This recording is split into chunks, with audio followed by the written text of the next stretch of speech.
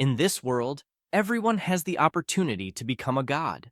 Anyone can be classified with their divine power into the following categories: divine creatures, demigods, true gods, principal gods, and god kings. When a person comes of age at 18, they awaken in the divine realm and then enter their own main clan. The clans also have different levels, and talented people can enter a clan with greater potential, later evolving into superior gods. Hanwoo is one of those people who awakened to the divine realm, but received only the lowest possible residue level. The story begins in a high school, where a bully is fighting with the protagonist, saying, "How dare he speak that way," and claiming he has never lost before, so he must hand over the divine power, otherwise, he will have his divine domain core destroyed. This bully is named Jung Bin and is a powerful assassin at the school, with 5,000 members in his main army. Hanwoo responds that there is no divine power, and that if he has one, then it depends solely on him to take it.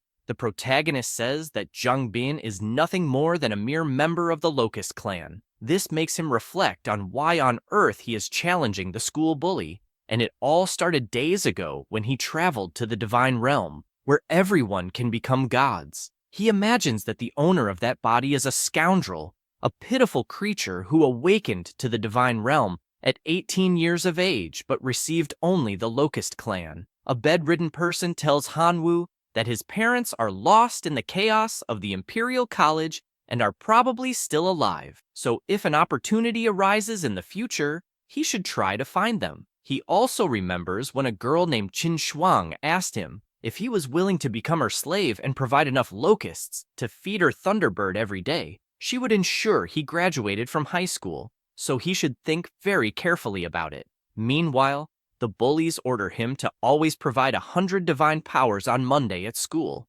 and if he doesn't, he will have to deal with the dwarf army invading and killing his entire clan, thus ruining his bright future. All of this makes the protagonist ponder how he could start this game on Hell difficulty, and in this way, if he continues in the Locust clan, he will never be able to enter the best Imperial universities, much less find his missing parents. This makes him think that his top priority right now is to pass the Yellow Knights massacre, but that's not his style. He enters the machine and puts on the accessory, saying that everyone managed to get where they are, so giving up without even trying is pathetic. With this in mind, he decides to connect to the divine domain until a notification appears that the login was successful. He is surprised, as that world is vast. He observes for a moment and notices the thousands of locusts from his main clan. He opens his system screen to check some of his data, see if there have been any updates, and says that according to his past life's memories, it seems there are only two options: the chosen son and the life sacrifice, and he is confused about what the difference between the two is. Asking the system what it is about, the chosen son of heavenly selection is one chosen by heaven to bring good luck. For each level raised, an additional ability with unique attributes is obtained. Meanwhile, the life sacrifice can sacrifice his biological life in exchange for products of equal value. The exchange products are generated randomly during the sacrifice process. This makes him thoughtful, as the chosen son of heaven should be his golden finger. Meanwhile, the life sacrifice is an additional ability he will acquire with unique attributes during the divine biological stage. Thus, with these incredible powers, he will be able to work hard to fulfill his grandfather's last wish. However, his biggest concern at the moment is to get through the school bully's blackmail the next day. At this moment, he notices something on his system screen, as there was a lot of additional information. He observes all the benefits listed in the system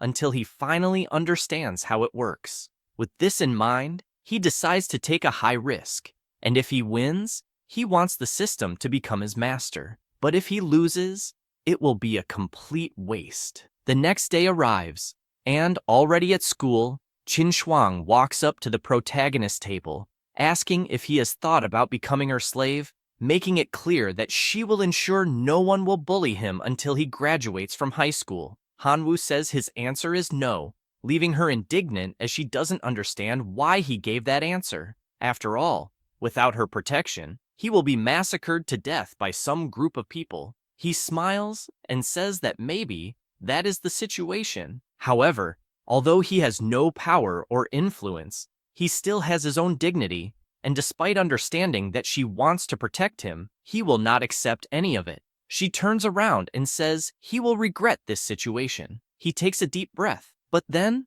the group of bullies approaches his table, asking if he brought the 100 divine powers they asked for, and if he doesn't deliver soon, he will deeply regret it.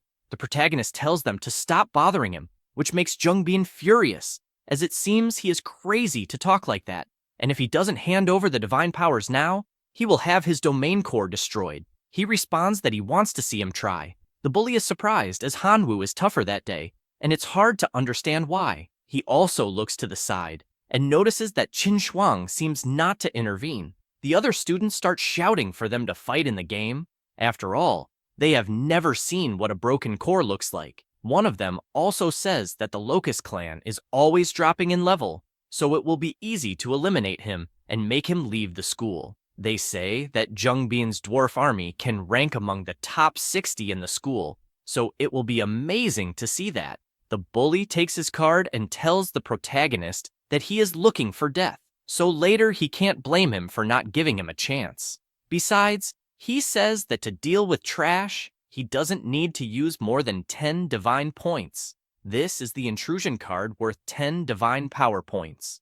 After blocking the target, a spatial teleportation portal will be generated within the target's divine domain, thus being able to invade the divine domain. Hanwoo immediately flies through the portal until he finally arrives in the divine realm. He stands before a giant door, wondering what it could be. Suddenly, it opens, and inside he can see numerous dwarves with a gloomy look. At the top of the gate stands the bully, saying that in the name of the dwarf god, he orders his army to destroy the fragile locusts until they finally destroy the divine core. With this order, the monsters start shouting excitedly. The other students can watch the fight on a screen projected by the system. They notice that the dwarf army is bigger than before, and probably the strength is already equivalent to the top 50. Another student disagrees, saying that each dwarf is equipped with an iron weapon, so the current strength is equivalent to at least the top 30. They also notice that there are elite-level life forms, and now Hanwoo will have no chance of winning. Qin Shuang observes this battle closely and notices the protagonist summoning his army of locusts. People are surprised, as they don't know what those red-colored insects are, and notice that they are explosive locusts, an elite life form, and as far as they knew, they were supposed to be common locusts. They didn't imagine there were elite-level explosive locusts, and there are many of them. Another student says that it doesn't matter, as even being elite, the combat power won't match that of the common dwarves. After all, trash is trash. The locusts fly towards the dwarves, causing a huge explosion shortly afterward. The protagonist smiles and remembers the previous day when he invoked a huge magic circle, as he was determined to make a big bet. He wanted to retain 10 million adults to maintain racial continuity, and the remaining 2,490,000,000 locusts were all sacrificed. With that, his magic circle is activated, creating a kind of pink fire, and within this fire were the sacrificed locusts. Then the system presents 3 options. The first is 10,000 elite goblin warriors. The second is the Eye of Life, capable of continuously emerging from the source of life to nurture and improve the surroundings. And lastly, a level 1 artifact, Explosive Heart. This makes him reflect that after the divine core, there is a certain chance of giving birth to contain explosions. The clan core gives the option of power division of the 10,000 goblin warriors, which will certainly solve the current crisis. But unfortunately, it is a disposable item, so it will not be able to handle a future crisis. The second option, the Eye of the Source of Life, seems like a long-term investment, but it will not be able to handle the bullying the next day. With that said, he decides to choose the third option, as it is an investment in the main clan, and has a sustainable impact, being the only plausible option to choose. An ice stone appears in front of him, making him grab and destroy it with his hand. An energy emerges until the appearance of the explosive locust, an elite creature that can cause explosions. It has no wisdom, obeying only the commands of the gods. It has a life cycle of 180 days. He grabs one in his hand and throws it forward, causing a gigantic explosion. This makes him realize that such power will not kill a common dwarf, but considering the quantity, the story might be different. The smoke from the explosion dissipates until the audience asks how the war situation is, as they can't see anything anymore. The dwarves are all on the ground, except for the elite dwarf. He is holding his stomach due to the injuries, but managed to withstand the explosions. In front of him is Hanwoo, with his army of red locusts. Qin Shuang comments that it has become quite interesting now. The protagonist orders his locusts to attack the standing dwarf, but Jung Bin shouts for the surviving dwarves to return immediately to the divine realm. He laughs and says that it is too late to want to retreat now, and imagines that his entire clan will cross the portal to invade the bully's divine realm. Immediately, all of them fly towards the portal, creating a huge explosion shortly thereafter. Jung Bin becomes furious, asking to send the locusts away from his realm. However, it is already too late, and the explosions start to finish them off one by one. He says he gives up the fight and therefore asks to remove the locusts from his realm so the dwarves can return. The protagonist smiles and asks if he wouldn't have his core destroyed, as that was the threat he heard earlier. Since that's the case, it's only fair to destroy his core. This makes him even more irritated to the point of saying that his parents will not let this go unpunished, as both are demigods. He smiles again and says he doesn't care about that, and orders the red locusts to attack the core within that realm.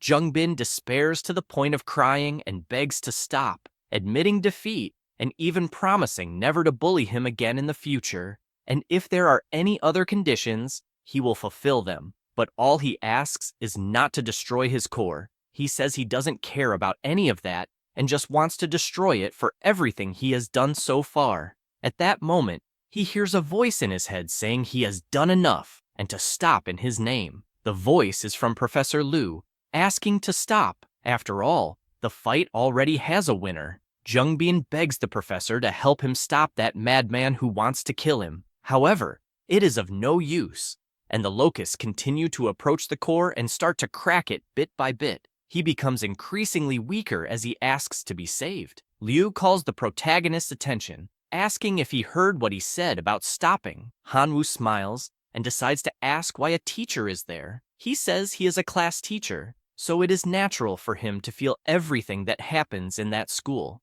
The protagonist decides to ask another thing now, since he feels everything that is happening. Why did he never appear when he himself was being beaten by the bully, extorted, and even intimidated? Why didn't he intervene at those times? He gets irritated with the question since Hanwoo doesn't even have demigod parents, so helping him would be like offending Jung Bin's family. With this in mind, he responds that he will explain this matter as soon as he stops the attacks. He decides to ask one last question, saying that if his own divine realm core were being attacked instead of Jung Bin's, would he have intervened to help? The teacher remains silent, not knowing what to answer, but Hanwoo asks him not to worry about it, as he already knows the answer. He says this, and his red locusts explode on the class bully's core, making him cry for having his divine realm destroyed. After that, the protagonist asks the teacher to please leave his divine realm. With that,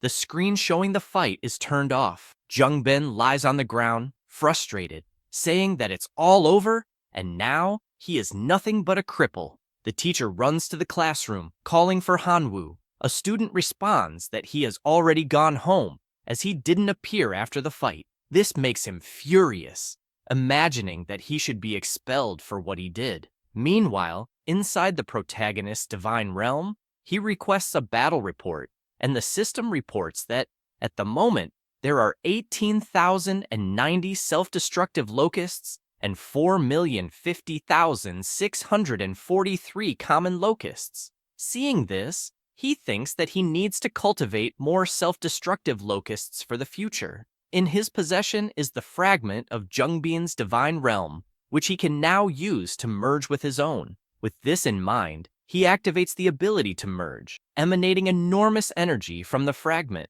The system informs the details of the current Divine Realm area and that the level has risen to 2. This evolution makes him happy, as it was not bad and should last at least until graduation. However, something still worries him, as Jungbin threatened him, saying his parents will not let this slide, and that is a problem since both are demigods. To make matters worse, the teacher is on the bully's side, so the school will not protect him, meaning he needs to get stronger as quickly as possible. He decides to sell the iron dwarf hammer he won in the battle, hoping to find someone who wants to trade for good items. He notices that someone quickly appears wanting to accept the trade and offers the item Fire Crystal Lava. This reminds him that this fire crystal can increase the fire resistance of the familiar, as well as enhance explosive power. With this in mind, he decides to accept the trade, as with this item, the self-destructive locusts can evolve again. The fragment begins to overflow with enormous energy,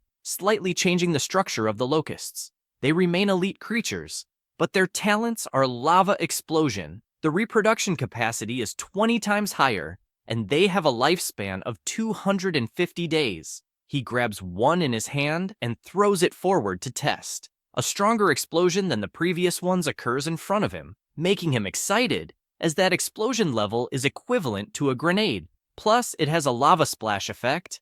With this, it will cause enormous area damage. This makes him think that he basically has a bunch of highly explosive grenades.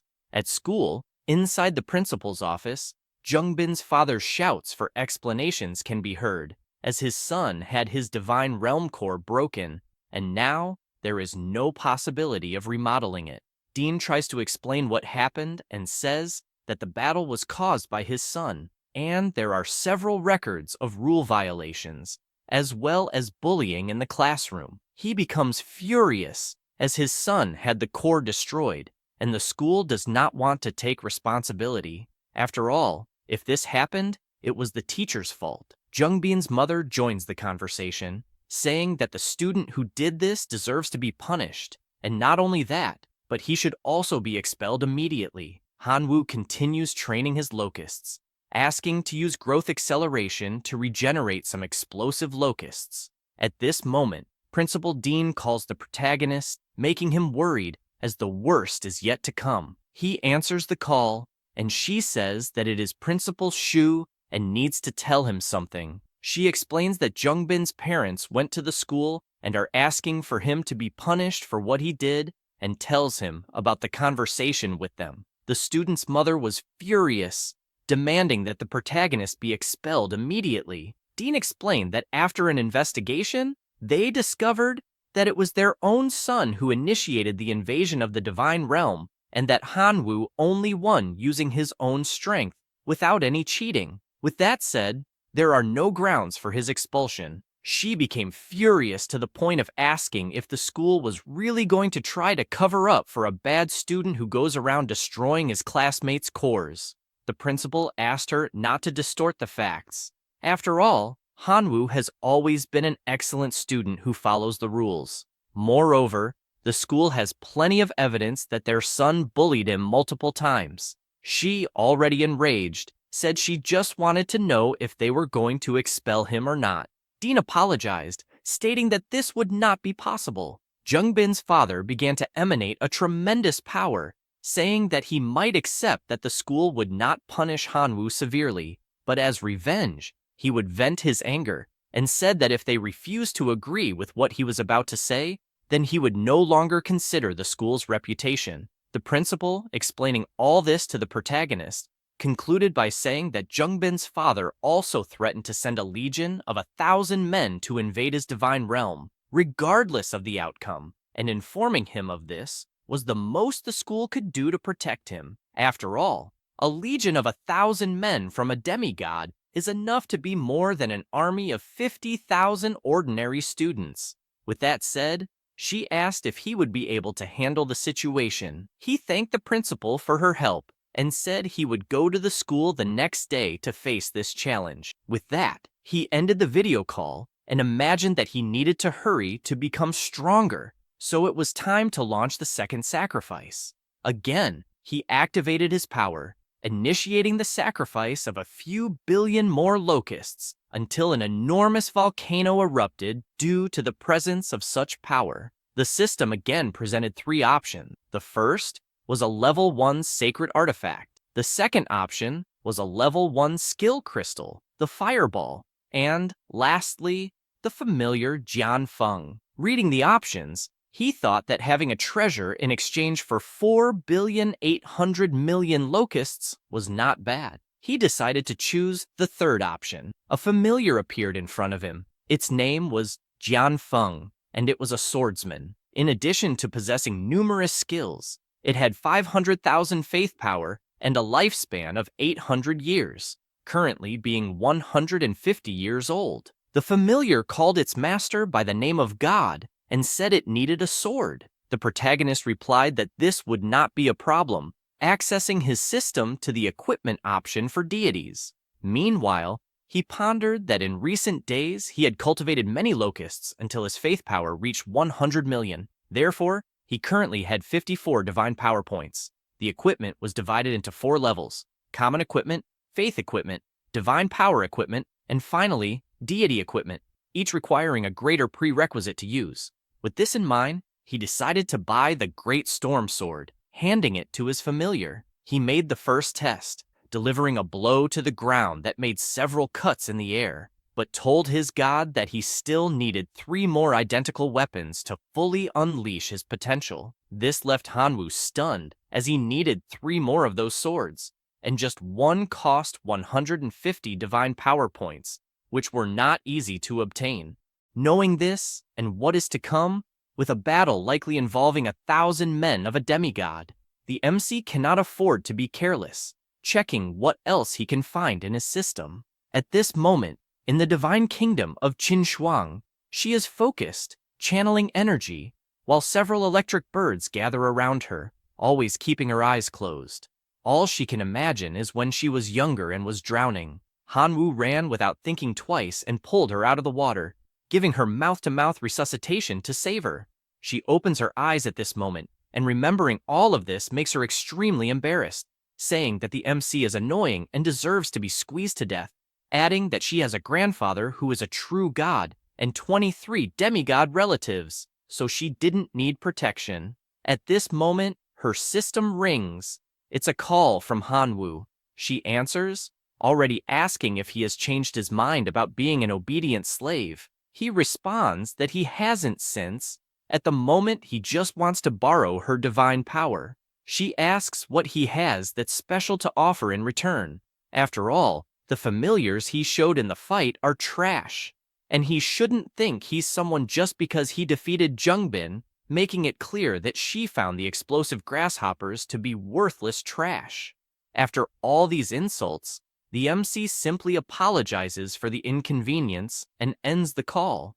She panics because she has no idea why she said all that since the words just jumped out of her mouth, and, dying of fear that there was a misunderstanding, she decides to call him back. Hanwoo answers, asking if there are more insults she wants to say. Embarrassed, she just asks how much he wants from her and requests the account number.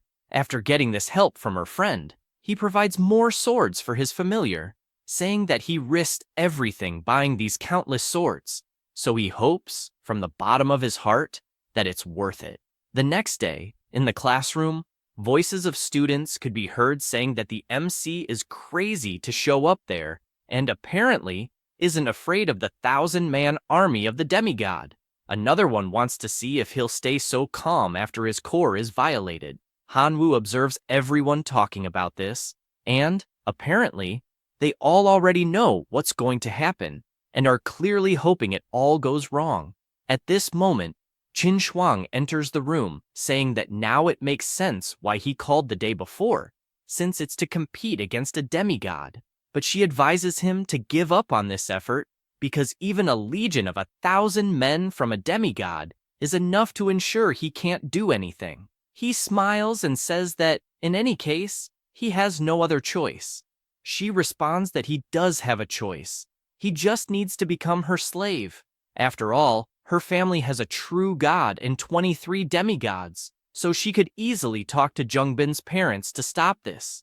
He turns around, thanking her for the offer but declining, going to prepare to face the demigod's 1,000-man legion. A person, watching from afar, becomes furious at how Qin Shuang treats the MC so well, and all they wish for at the moment is for him to die. At this moment, a teacher opens the classroom door with Jungbin's parents and points forward, showing who this Hanwoo is. Mrs. Du immediately becomes furious, calling him a bastard for destroying her son's core. John Lin asks her to calm down because they can't break the school's rules. The teacher asks Hanwoo to come to the front since they can't waste the precious time of the Zhang family, but he smiles, saying he wants to wait for the principal to have a witness. Lei Tian says that such a small matter isn't worthy of the principal's witness, and that he himself is enough to witness what will happen, and asks him to comply quickly, or else things will get complicated. At this moment, Principal Shumei enters the room, asking the teacher who he is being disrespectful to in this way. He asks her not to worry, since he is dealing with a small matter and taking the opportunity to discipline his students. She reminds him not to forget that he is a teacher at a respected school and not a guard dog for a demigod, making that very clear. The students' parents are satisfied with the principal's presence and ask if they can begin. She asks Hanwoo if he's ready, and he, full of confidence, replies that he is. Janlin wastes no time and plays his invasion card. The MC also begins his journey to the kingdom, immediately encountering several gazes directed at him. These are the gazes of fierce wolves. A student watching on the big screen notices that the wolf cavalry, led by a cavalry captain, has power beyond the ordinary. Another boy responds that this wolf cavalry is a combination of green orcs and dire wolves, and they also have a combination of high-level equipment, meaning that Hanwoo is finished. The wolf army prepares to face the MC, as does Janlin, overflowing with immense power as he calls him a bastard for destroying his son's divine core, and for that reason, he will pay with blood. Qin Shuang observes the troops used by the man, and the wolf cavalry is clearly counted as 2 units. Originally, they said they would send a legion of 1,000 men, but at the moment, there are 2,000 combat units, which is a major cheat. The principal remains silent since there is nothing she can do about it. The wolves advance on their master's command, just as the explosive grasshoppers also appear in favor of the MC, impressing some students. After all, there are 7 million elite grasshoppers, and they find it strange, since the day before there were only 20,000 left, having no idea how it was possible to cultivate so many in such a short time. It's almost frightening. Another says it won't make a difference since he's facing the elite of the elite, which are the mounted wolves. And unfortunately, there's nothing that can be done. Several explosions begin to happen, and they realize that millions of grasshoppers were sacrificed for nothing, since only a few mounted riders were slightly injured. Letian says that, indeed, Hanwoo is talented, but he has encountered an obstacle he won't be able to overcome. Otherwise, he might have made a name for himself at the school. Another student finds the unfolding of the fight strange and asks everyone to look closely at the screen. A giant cloud appears in the sky, surrounding the wolves, and it begins to rain explosive grasshoppers, scaring the monsters. The explosions from these grasshoppers were colossal, wiping out all the wolves within the blast radius. Qin Shuang is impressed by what she's seeing and asks what the hell is going on. After all, what kind of grasshopper is this that causes such a powerful explosion that it shoots magma into the air? The principal looks back and asks if there is any student or teacher who has the ability to detect the grasshoppers to provide accurate information about them. A young man uses his power and says that those are evolved elite forms of the explosive grasshoppers. Sumei is pleased to hear this and says it was an excellent job by her student. Jianlin, however, is unfazed by so little and asks if they really believe they can destroy his cavalry with so little, and orders his monsters to use their supernatural powers. With this, the leader howls, overflowing with powerful energy, as do the other wolves, who begin to blow a blue wind, thus creating the penetrating aura of ice to successfully counter the explosions. A student says that in the end, a demigod is a demigod, and logically wouldn't be defeated with so little, even admitting that the elite forms of the explosive grasshoppers are truly powerful, and says it's a shame that only 500,000 grasshoppers remain, and to make matters worse, they are all exhausted. Jianlin, determined to show what true fear is, says he will completely destroy the MC's core, and, with that, he will be expelled from school, reaching rock bottom, and orders his wolves to run and completely destroy Hanwoo's core. The principal turns around, saying that unfortunately, it's over. However, someone in the room asks what that divine form in the MC's core is.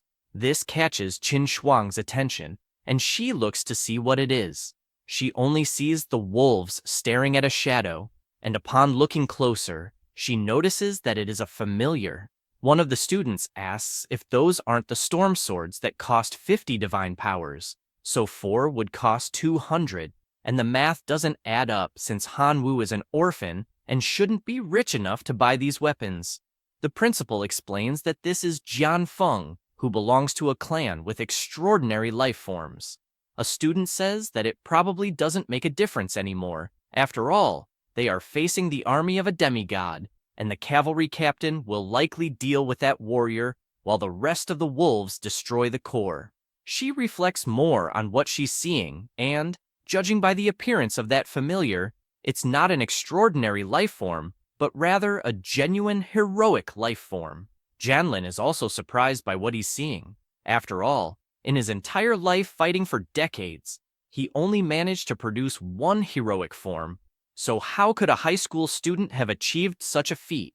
He orders his wolves to destroy the core immediately, because after doing so, he will be able to capture this heroic life form for himself. Jian Feng begins to gather energy in his eyes, and prepares as several mounted wolves are coming his way.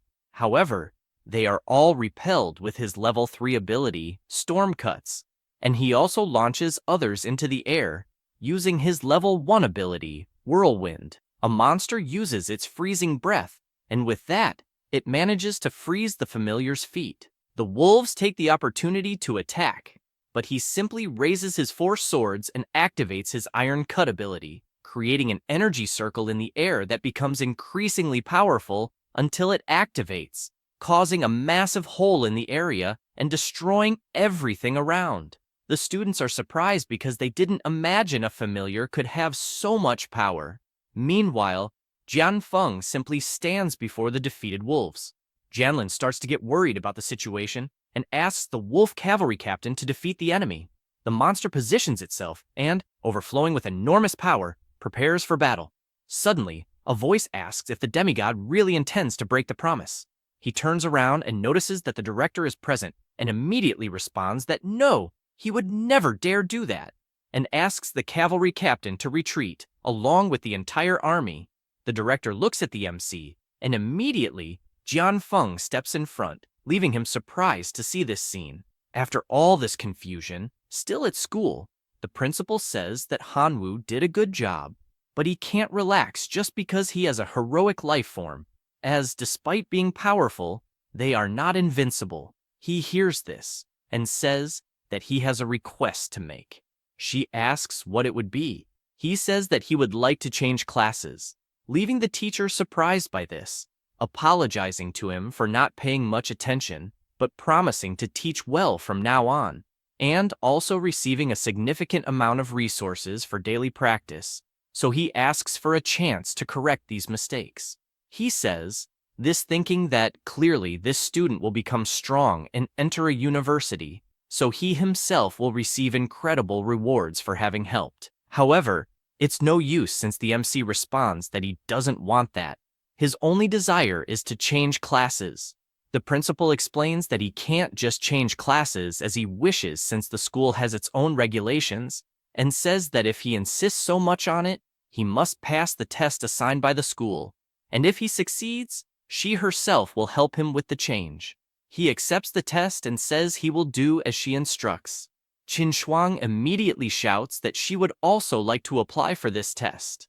The teacher feels embarrassed and asks his student that if she doesn't like something about her teacher, she can speak up, but it's not necessary to go so far as to want to change classes.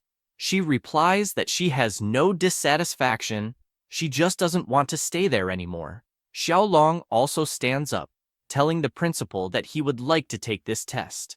Letian asks the class monitor what he is doing. He thanks for the help he's received so far, but he doesn't want to stay in that class anymore. He also turns to Qin Shuang, imagining that he can't let anyone else have her. The principal informs them that she will prepare the test for the following day. Outside the school, Qin Shuang runs up to the MC, asking how on earth he managed to obtain a heroic life form. He says that this matter is none of her concern, but she responds that it is. After all, he owes 150 divine power points, and if he cannot pay it back, he must become a slave to settle the debt.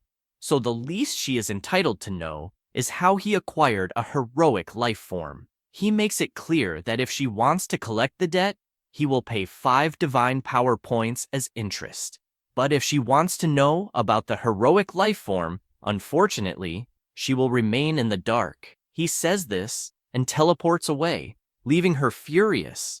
Inside his divine kingdom, the MC consults his troops and notes that he has 1 billion common grasshoppers, 1 million explosive grasshoppers, and 30,000 detonating grasshoppers, feeling a bit concerned if this will be enough for the class change test.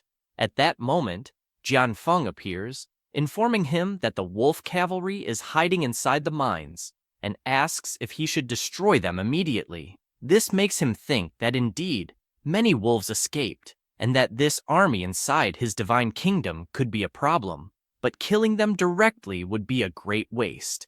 With this in mind, he orders his familiar to capture the cavalry and ensure they are kept alive. 2 hours pass, and he returns with all the wolves tied up. The system asks if he would like to sacrifice 1 billion grasshoppers and 24 wolf cavalry units. He selects yes and activates his sacrifice ability. This sacrifice grants him a wick, a furnace artifact, and 3 watchtowers. He notices that the wick is indeed good, but how on earth would the grasshoppers handle it?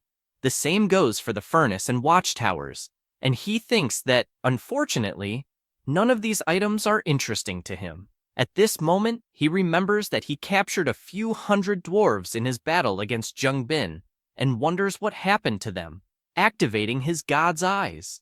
The dwarves are currently working and notice their master's eye watching them, causing them to thank their god for the wonderful life he has granted them. He realizes that after capturing the dwarves, he ordered them to mine, and definitely, mining and equipment crafting are the dwarves' talents, while the fool, Zheng Bin, forced them to fight. Knowing this, he imagines they have the talent to craft equipment and, without a doubt, will be very useful in the furnace. He sends them there and asks them to forge the best equipment possible. The dwarves are surprised, as the gods have sent a divine gift. Meanwhile, the teachers are gathered. Li Tian explains that everyone is already aware of the class change test that 3 students will take, and that the school has given authority for everyone to create something. One teacher says he has nothing to say except thank you, as they are giving away 3 of the best students as a gift. He says he doesn't care about the tests for 2 of the students, but demands that Hanwu's test be raised to the maximum level since he hates a student who doesn't respect the teachers, and asks all his colleagues to please make this happen. The teachers agree to help, while Li Tian is just furious about being reprimanded by the principal, in addition to having his semester salary cut. The next day, already in the classroom, the teacher presents the 3 envelopes containing each student's test. Xiaolong and Qin Shuang take their envelopes, as does the MC, who is surprised to read that his evaluation test is at level 10, requiring him to defend against 10,000 foreign invaders. The principal asks the teacher if he would like to reconsider Hanwu's absurd test, but he responds that this was a decision made by all the teachers together. The MC asks the principal not to worry, as Letian is eager to see his abilities in action. This irritates him, prompting him to say that he should not regret it later. Qin Shuang once again asks him to become her slave, and if he does, she will ensure that absolutely no one at that school dares to intimidate him again. He thanks her for the kindness and says they will see each other after the test. She replies that it's fine, calling him ungrateful. Meanwhile, Xiaolong is eager to see the MC make a fool of himself in this test. The test begins with thousands of goblins appearing in front of him. The people watching on the big screen comment that they heard Hanwu's test is the hardest of the three and say it's well-deserved for having offended Professor Liu. The MC is not pleased, considering that Letian can't even be called a man for putting so many fire-resistant goblins against him.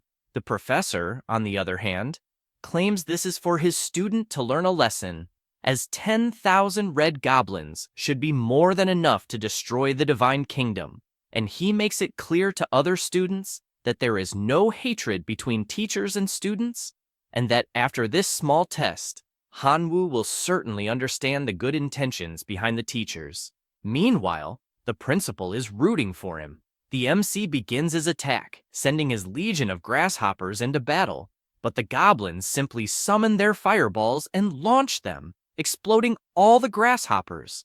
The MC already anticipated that mere common grasshoppers would not inflict any damage and decides to use his explosive grasshoppers for the attack, scaring the red goblins. Then, numerous explosions occur, eliminating 400 goblins at once.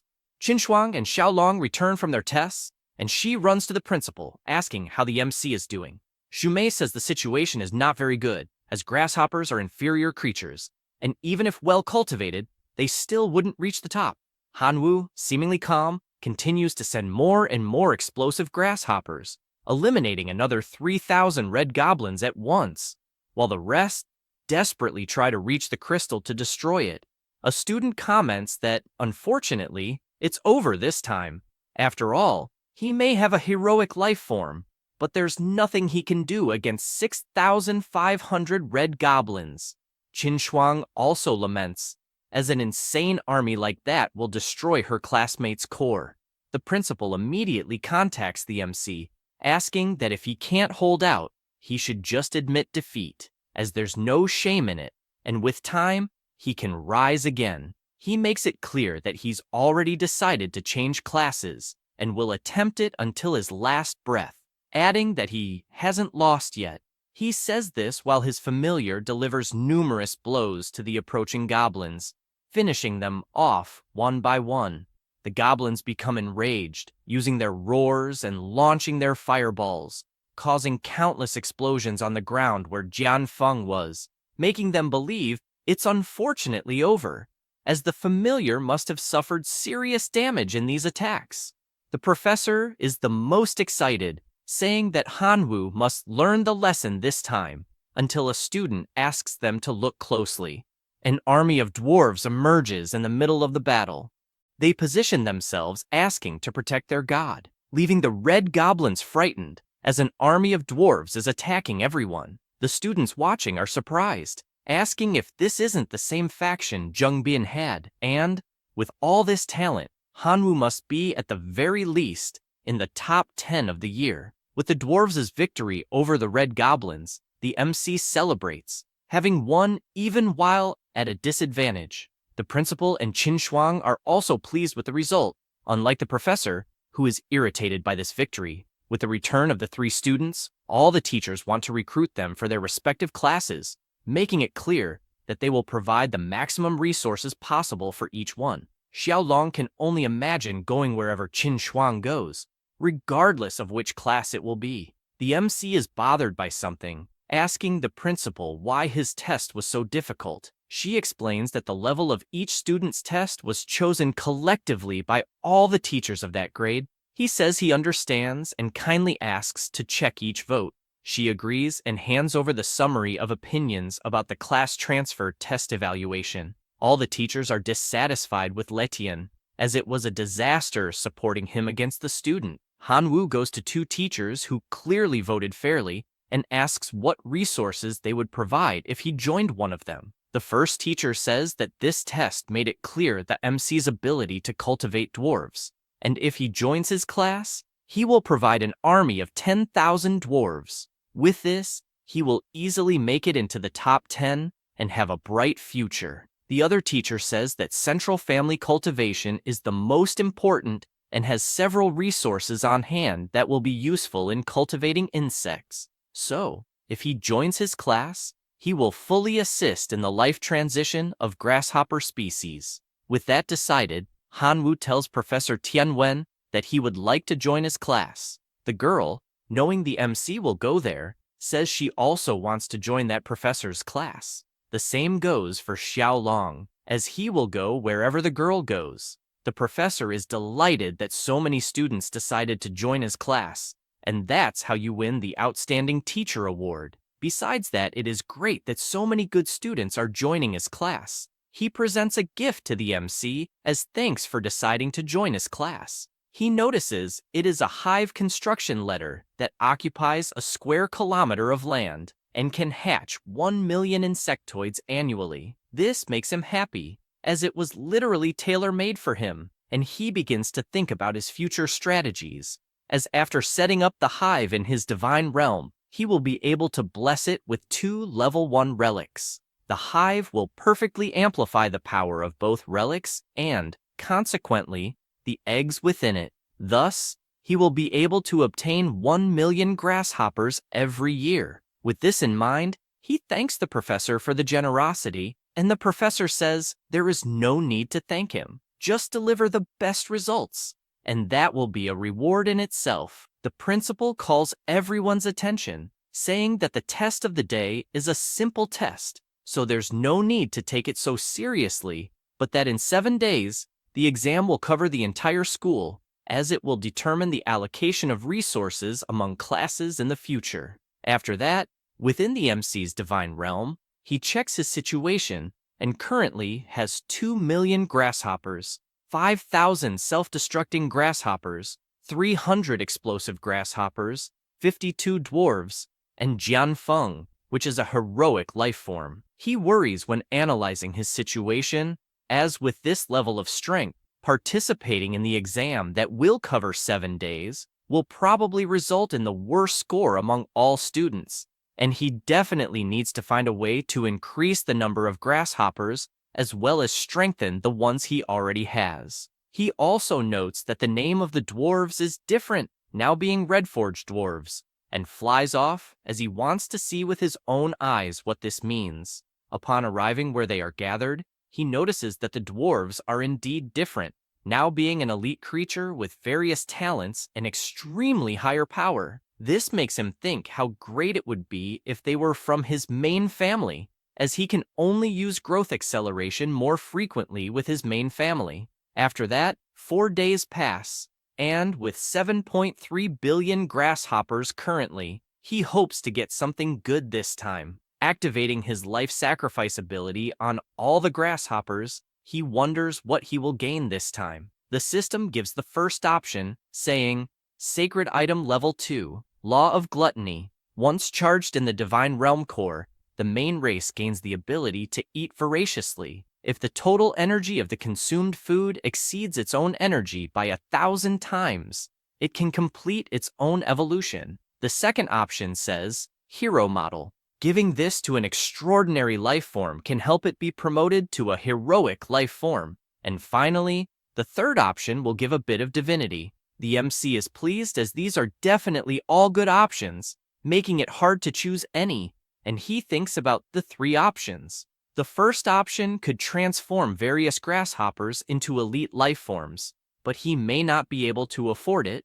The second could make a life form evolve to the heroic version, and the third option would give him power equivalent to 100 billion faith, something like winning the lottery. After much thought, he decides to choose the first option. 3 days pass, and Hanwoo is unsure if what is in front of him is a gigantic grasshopper or a gigantic lizard, declaring that it will be the explosive plus grasshopper. Later, at school, Qin Shuang goes to him asking if he has considered becoming their slave. as he has no support or resources, making it impossible to stand out among the various demigods, and says she really thinks his grasshoppers are strong, but in the end, they are not a big deal. She also says she thinks the dwarves are cool, but that they are not part of the main family. The MC thanks her for her kindness and says he will find out all of this only after the exam. She does not like this at all and comments that he is driving her crazy. Xiaolong just watches from his desk,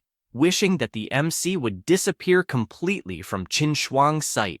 The professor explains the importance of this exam for the future in terms of resource distribution and asks everyone to give their best, making it clear that he has several sacred relics, domain lands, core fragments, among other resources, available if needed. He also emphasizes the importance of reading the rules of this exam carefully. The first stage is the elimination system. Next comes the ranking system, where everyone will receive an evaluation of the same difficulty. Those who fail will be directly eliminated from the school. The MC notes that being expelled from the school upon elimination is very harsh, but the rewards must be excellent. The top 100 will receive a divine territory. The top 50 will receive a level 1 sacred relic. The top 30 will receive a creation card. The top 20 will receive a first grade building. The top 10 will receive a divine weapon of the student's choice.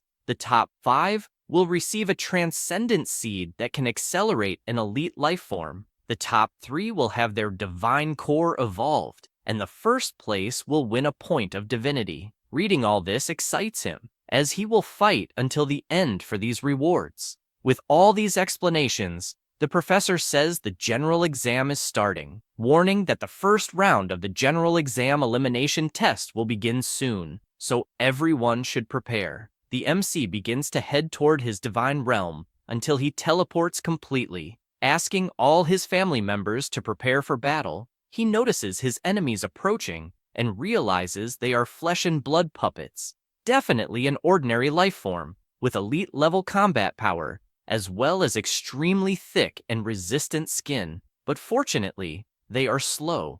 With that, he orders 50,000 grasshoppers to explode in magma form, causing several explosions among the monsters, which only roar in response. He gets excited, as the smell of roasted meat is strong, and wonders if he could feed his grasshoppers with those monsters, asking the red goblin dwarves to recover the bodies from the battle. After a while, he notices that there are great supplements there and is confused if this isn't a test. As if it continues like this, the upcoming exams will be intense.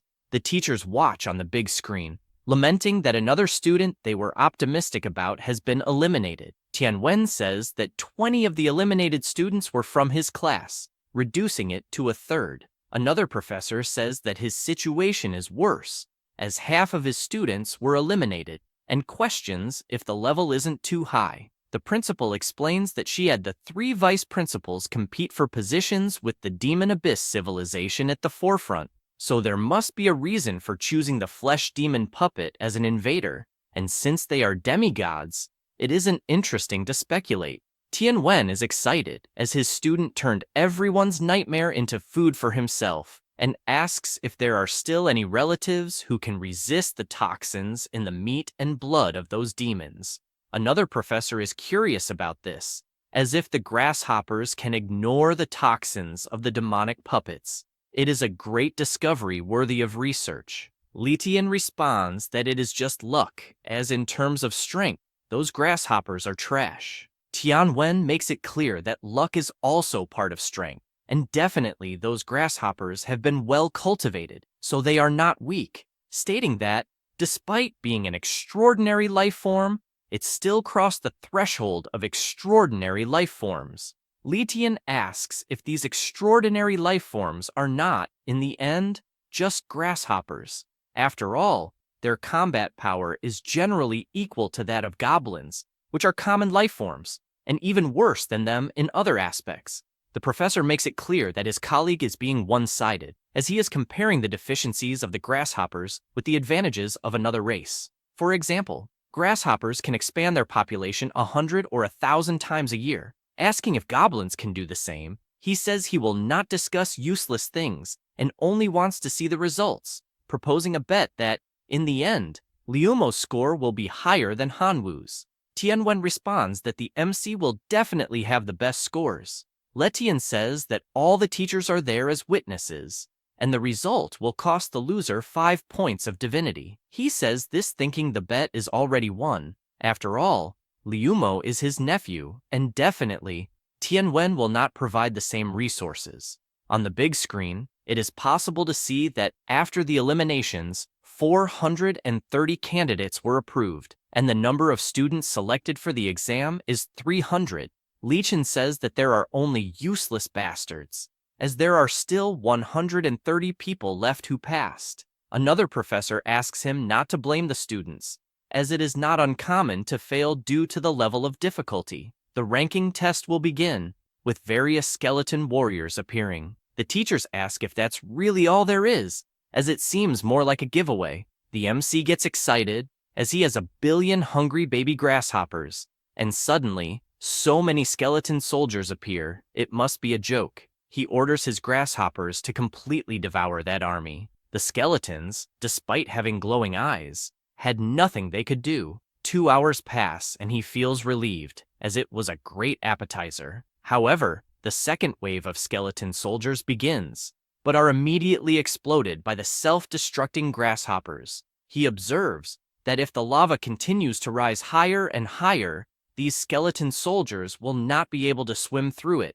increasing the temperature more and more. With this in mind, he asks the red goblin dwarves to pour out the melted lava from the great furnace. They immediately obey, killing all the skeleton soldiers as they come out of the portal. One of the professors is surprised, as Hanwu is definitely coming up with great ideas. Tianwen says that it is obvious after all, he is in the best possible class. Li Tian is not intimidated, as the MC has just reached the 7th wave, but Liumo is also at this level. At this moment, in Liumo's divine realm, he is positioned with his arrow towers, lightning towers, fire towers, among various other things, imagining that this student must really come from a rich family. The professor is excited, as he invested many resources in his nephew to ensure that he will be in first place this year, until he hears another professor asking to see Qin Shuang's divine realm. Observing her realm, he notes that there are 100 lightning towers,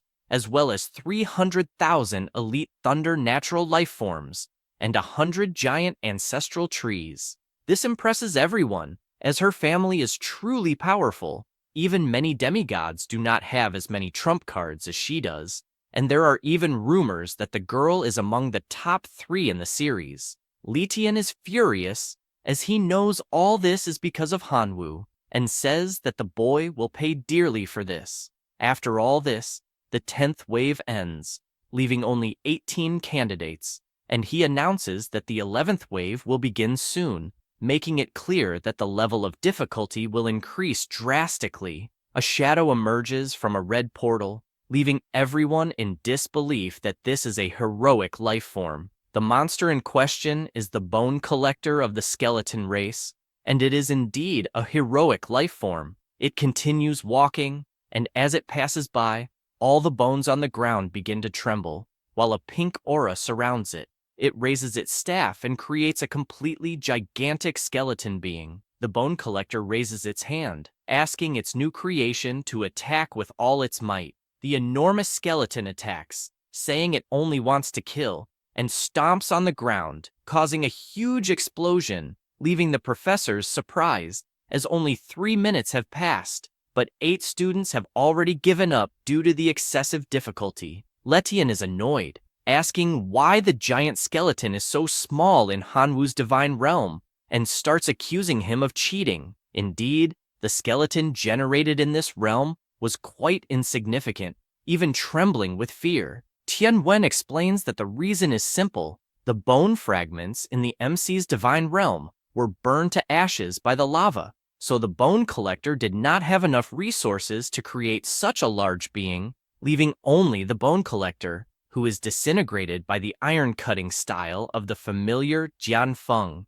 The MC begins to yawn, insinuating that it is too easy as he has just passed the 11th invasion wave. The professor does not accept this result and accuses him again of cheating, insinuating that the student should already know what the tests would be. Tianwen asks what evidence he has for this accusation. The professor accuses him of protecting his own student, saying he will report him to the educational authorities, making it clear that everyone there is sensitive. But Hanwoo's unusual fighting style is suspicious after all. Who would think of cleaning the battlefield after defeating the skeleton soldiers? If he did that, it's because he knew that eventually the bone collector would appear needing bones to summon its greatest creation, and he makes it clear that he strongly suspects that Hanwoo already knew about the tests in advance, which is a cheat that the school should investigate. The principal makes it clear that the content of the exam was decided by the Supreme Director before leaving, and that even she did not know the content of the tests, asking the professor if he really thinks the Supreme Director would have done something so stupid. He panics and says no, that he must have been wrong, and that Hanwoo defeated the bone controller by sheer luck, but insists that even if there is no cheating, his scores are very unfair compared to the other students. She asks if Letian, as a demigod, is aware of how ridiculous these words are. After all, the civilization of the divine realm has never been about justice, but rather about survival, and one cannot compare the scores of anyone with anyone else. Highlighting the justice that the professor mentioned, she says that he himself used his authority in favor of his nephew, providing him with resources. Knowing this makes Tianwen angry, as it seems the professor is favoring his own nephew with a colossal amount of resources. And now, it makes sense why the bet was made, though it's a shot in the foot, since the MC passed the wave while his nephew is facing great difficulties. In the divine realm of Liumo, he notes that he is facing a colossal challenge, as his army has been defeated, and says that he gives up on the test. Tianwen informs that the results of the exam are out, as Hanwoo has passed and his nephew has failed, asking if he will pay the 5 divinity points, reminding him that the other professors are witnesses. He hands over his card, making it clear that he will eventually recover the points he lost. An hour passes, and now there are 3 people left to face the 13th wave: Hanwoo, Qin Shuang, and Huang Fei. The professors are eager to see who will take first place among the 3. In Huang Fei's divine realm, he gives up on the 14th invasion, as the level has become absurd. Qin Shuang, reaching the 16th invasion wave, also gives up. The principal is pleased to see Hanwoo in first place, continuing strong with his explosive locusts in the 20th invasion wave, causing explosions throughout the battlefield. A giant skeleton is generated as the smaller ones are killed, but the familiar Jian Feng appears with its annihilation technique, cutting the giant into pieces. 15 minutes pass, and the system announces that the 21st invasion will begin, making it clear that the difficulty level will increase dramatically and asking everyone to be prepared. He gets excited, as it seems a great challenge is coming. He notices that a colossal portal has appeared before him and is surprised, as it is much larger than normal. Emerging from within, sitting is the Supreme Lady of the Skeletons, and, as the system made clear, the difficulty level has indeed increased dramatically. Even the teachers are surprised, as that is the Supreme Lord of the Skeletons. The MC observes closely and is aware that the difference in strength is colossal, imagining that the best thing to do is to stop there. That said, he raises his hand in surrender. She, frustrated, asks why he is doing this, and the portal begins to pull her back out of the realm. She roars, furious, and throws a piece of bone that flies past him, causing a giant explosion, even though it was just a simple attack. He asks what the hell that was until the portal finally closes, and he is sent back to the normal world, ranking first on the leaderboard. The final result was, Tianwen's class scored a total of 252 points, placing first, 20 points ahead of the second place.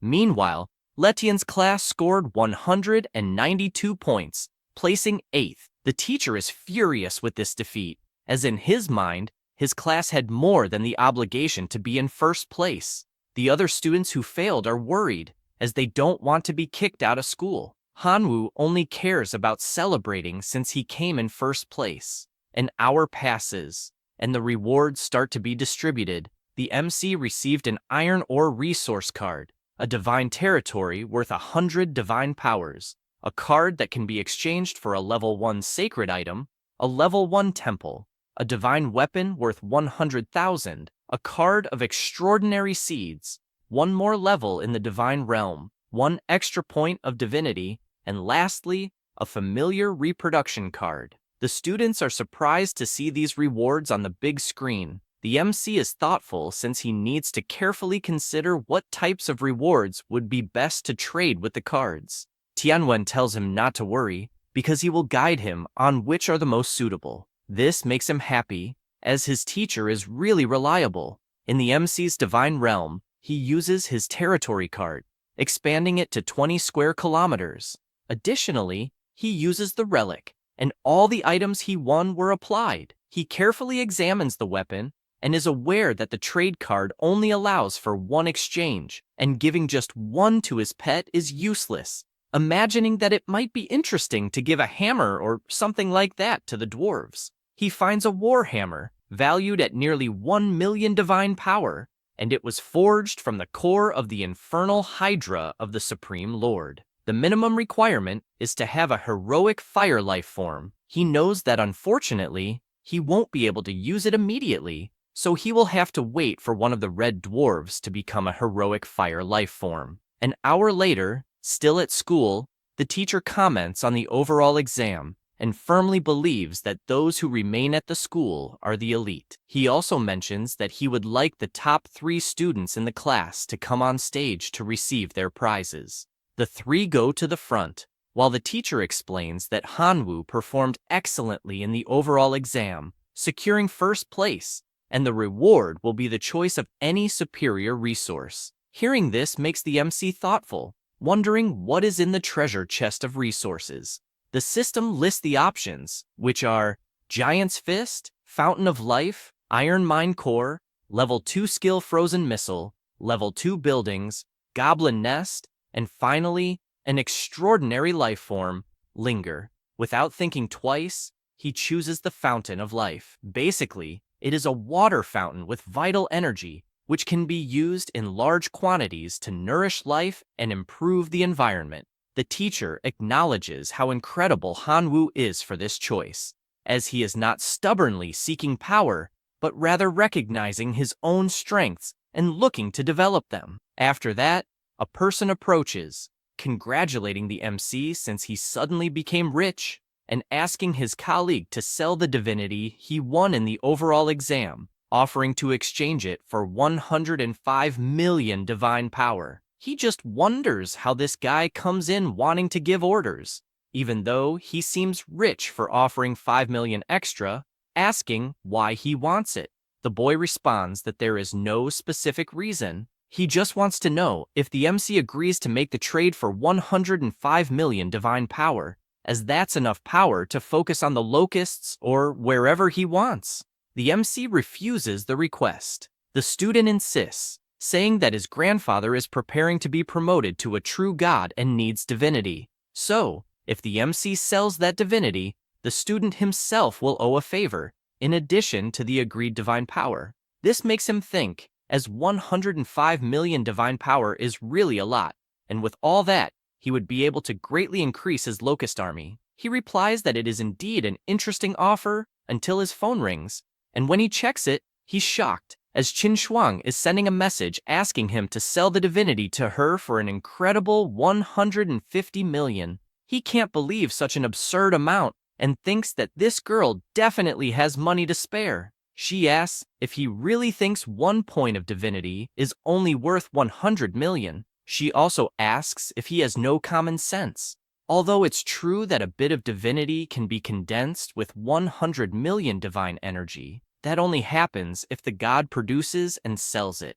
Moreover, if it were mixed with the power of faith from other gods, the success rate of divine power condensation would be greatly reduced. Therefore, The current price of divinity is 145 million divine power, but there's not even a market for it. He starts to understand better after this explanation, which means that Shuju was trying to scam him. With that in mind, he makes it clear to his classmate that he rejects his offer, leaving him nervous, asking the MC not to get so cocky just because he got first place in the general exam. However, the MC no longer cares about anything, as 150 million divine power has just been deposited into his account, feeling rich at this moment. After that, in his realm, he directs that the level 1 temple should be built near the Red Goblin site, and it is built right away. As for the fountain, he imagines it should be constructed near the desert, as with the temple, that land will become fertile soon. After that, he goes to the Red Goblins and gives them the new artifact, the Infernal Warhammer. They are amazed and thank him for everything their god has provided so far. Hanwoo takes the seed of supremacy in his hand and gives it to them, saying that from now on, that Red Goblin will be known as the Hammer of God, placing trust in him that he will become a hero soon, to the point of lifting the infernal hammer. He is moved by such honor and bids farewell to the MC, praising his god. While flying, the MC is looking at a crystal that the teacher asked him to choose, but he is not sure what it's for. He barely thinks about it when he gets a call from Tianwen, who, when answering, asks if he'd like to see him or something like that. The teacher talks about the question of who would be better, Hanwoo or Liumo, and with that, the teachers bet 5 points of divinity,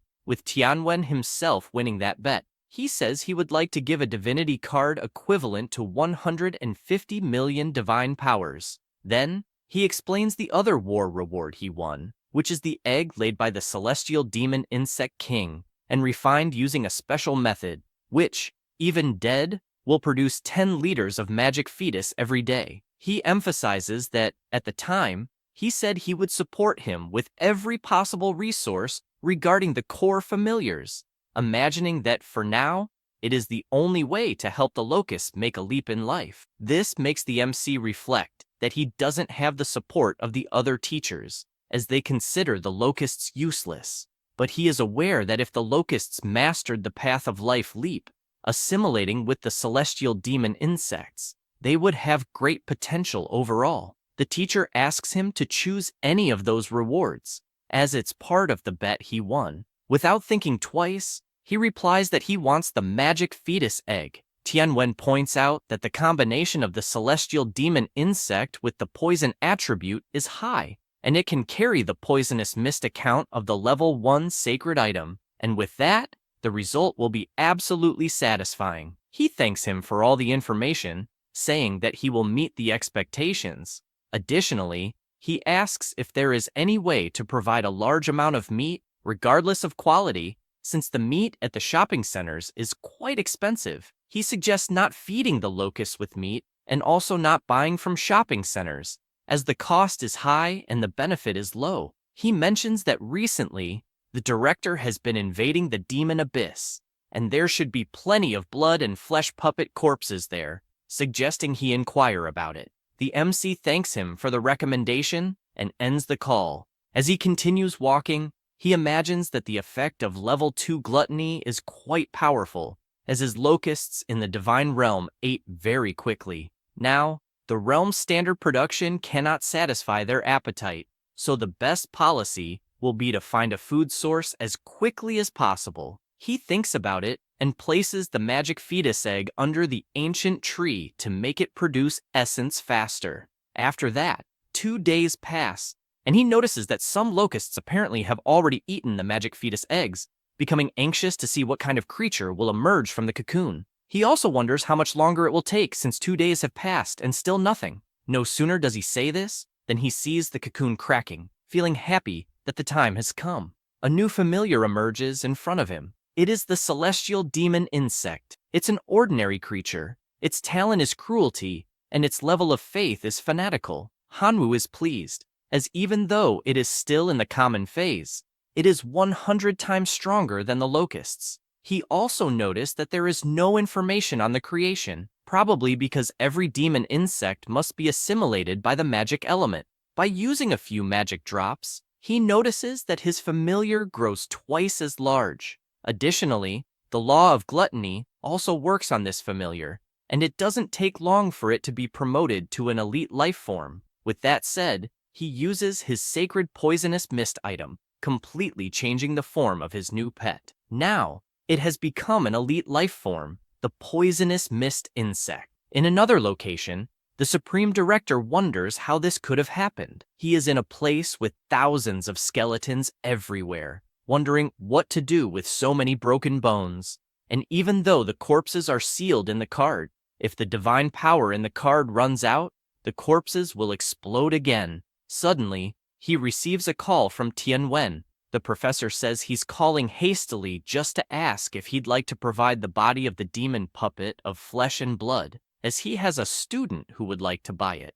The director asks what a student wants with demon puppets. He responds that they will be used to feed his main familiars, as they are locusts and could eat these flesh puppets with ease, just like they did in the elimination test. The director asks if this particular student isn't the genius who fought a demigod a few days ago, surprised that a small locust could be so useful, and adds that it's a pity that location isn't suitable for the locust's life, as they could introduce a large group of them to eat the flesh of these puppets and save a lot of divine power. He says this and pulls out a card, stating that it contains 1 million flesh and blood puppets, asking him to give it to the student. A day passes, and the professor calls again, saying that the student ran out of meat and asked if there would be a permanent supply. The director can't believe that he used it all in one day, and, to make matters worse, wants a permanent supply. He asks for a moment to think of something. After coming to a conclusion, he says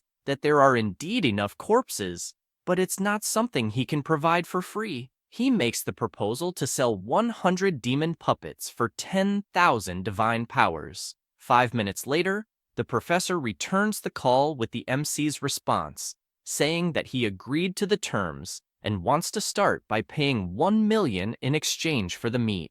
A few days later, Hanwoo is ready with his most powerful army, once again using his sacrifice ability. The options in exchange for this sacrifice are: Option 1, Giant Warriors, which are an extraordinary life form; Option 2, Level 3 Skill Crystal; and Option 3, Decomposition System, which breaks down matter and extracts pure energy. He considers all the options, taking into account the 12 billion elite life forms he used in the sacrifice. He thinks about the giants, as they are quite intelligent and their power is overwhelming, and just one of them could be sold for 10 million. However, he is also interested in Option 2, as the Level 3 poison explosion combined with the celestial demon insects, the poisonous mist, and the relic would be a perfect combination. Yet, he knows that his current divine core is at Level 3 and has no open slot to carry this new skill. After analyzing everything,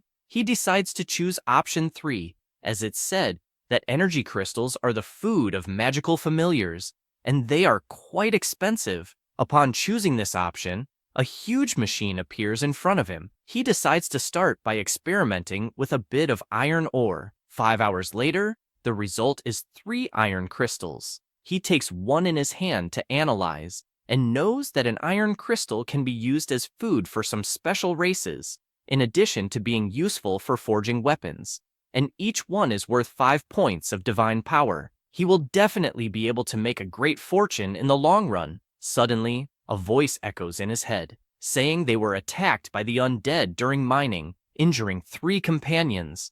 At the moment, the leader of the Red Dwarf clan is in battle, asking for their god's support if possible. He is surprised, as apparently the temple is contacting him, but he doesn't understand how on earth there are undead in his realm. To better understand what is happening, he uses his divine vision and sees the Red Dwarf facing an undead, but finds it strange that the undead's clothing is very similar to the Supreme Lord's. He also finds it odd that the enemy is handling such a powerful dwarf so well. He gets excited, as this is incredible, and tries to consult the information on the monster, but is startled to find that the consultation failed, as the skeleton is not his follower, and he has no other means to view the information. Suddenly, Jian Feng appears to face this new challenge, delivering the first blow quickly and making the skeleton's head fall to the ground. However, right after, the skeleton rises again with its entire body. The MC appears,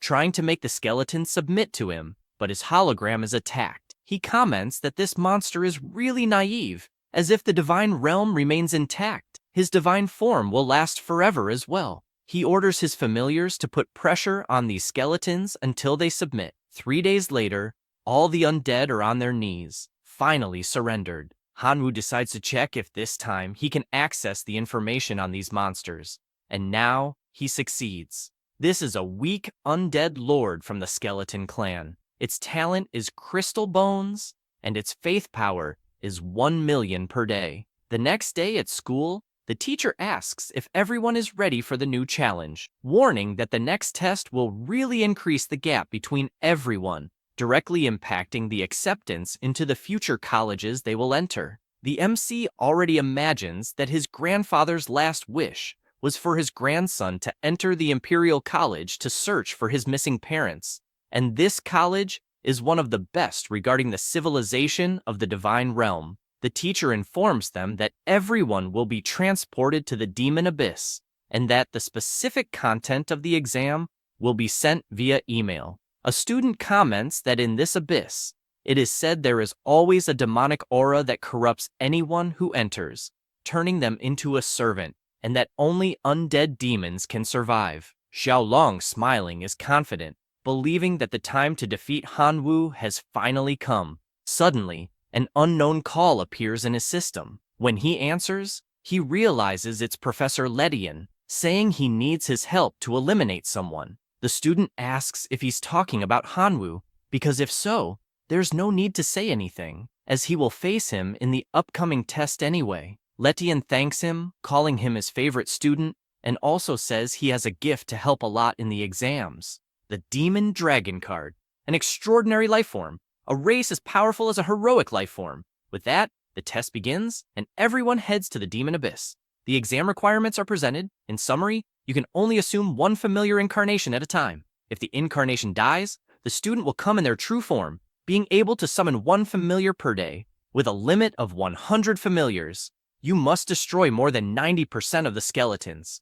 The weakest creature is the common undead, and the strongest is the extraordinary undead. The MC receives a notification asking him to choose one of the familiars he wants to appear. His options are the Locust, the Red Dwarf, the familiar Jian Feng, or the weak Skeleton Lord. He decides to bet on the Skeleton Lord, as it's an undead and therefore immune to the Abyss's demonic aura. However, he is startled to see an aura surrounding his body until he is teleported in the form of the incarnation he chose. He notices that the Demon Abyss is indeed a paradise for the undead, and he then summons 100 locusts. A dark curtain begins to rise, and he notices that, as he suspected, the demonic energy is truly the nemesis of familiars. After walking a bit around the area, he finds the bone demon fruit and orders his locusts to harvest it. No sooner does he give this order than he feels something strange, looking behind him and seeing a giant army of the undead. As they approach, he gets excited, as it's the perfect time to test the attack and defense of that skeleton form. 10 minutes pass, and the MC feels confident after testing his movements. He imagines that, despite all this hard work, the demon fruits will only provide 20 evaluation points, but the 100-point task requires defeating a demigod, and he stands no chance if he continues like this. He orders his army to go gather more fruits, betting on quantity. A day passes, and he is in possession of all the demon fruits in the abyss. He opens his system, since he has a plan, asking if anyone wants to buy 100 bone demon fruits for mission 49. He adds that he's also open to trades. The first person to read this asks how he can do that, saying it's cheating. Another person replies that it's not cheating, it's called resource integration, and also says they'll take some fruits, offering 50 points of divine power. Another person responds that they'll also want 50. Lastly, Professor Tianwen asks him to only trade resources obtained in that plane, giving him the first warning. With 3 warnings, he'll be disqualified from the test. The MC can only think that he's truly a business genius, as he finds a solution to every problem. A person transformed into a familiar says they were worried about where to find Hanwoo, but with these messages revealing the location, they wonder how he'll survive this time. It's revealed to be Xiaolong in his dragon form, accompanied by his fierce wolves. The MC notices his ranking dropping and becomes frustrated as he has a very weak familiar, making it quite difficult to gain points. If he doesn't complete advanced missions, he'll be surpassed in no time. Suddenly, he spots an army of skeletons behind him and decides to walk toward them. As he approaches, he lets out a loud roar and comments that he isn't sure if his incarnation as a skeleton lord can control them. One of the monsters observes the MC closely, and they all stand still, staring at him. He asks if they recognize him by any chance. Immediately, the skeletons bow. These are the common undead class skeleton soldiers, and their faith is that of true believers. Hanwoo is surprised, not understanding what's happening, as suddenly, more than a dozen skeleton soldiers, all true believers, submitted to him for no apparent reason. Without thinking too much about it, he asks his familiars to rise and patrol the camp. An hour later, his army grows. He now has a skeleton knight with the talents Iron Bones and Skeleton Summoning. His faith is that of a true believer. Hanwoo simply can't believe what he's seeing, as his small army suddenly became incredibly powerful. The Skeleton Knight reports that he was a member of the First Skeleton Legion during the confrontation against the Flesh and Blood Demon, and after the team separated, he had to stay behind. He also explains that due to the invasion of corrupted corpses, zombies, and puppets, his soldiers dwindled day by day, so he ended up sending skeletons to search for the Bone Demon fruit. The MC better understands the situation and is pleased that this new troop is under his command. Pondering how to make them stronger, he decides to check the current ranking and has already dropped to position 178. Seeing that his situation isn't great, he decides to start playing for real, announcing that he'll give bone crystals and leave the rest of the equipment for his soldiers. 10 minutes later, the army appears stronger, with the MC announcing that the current target will be the Flesh and Blood Demon puppet.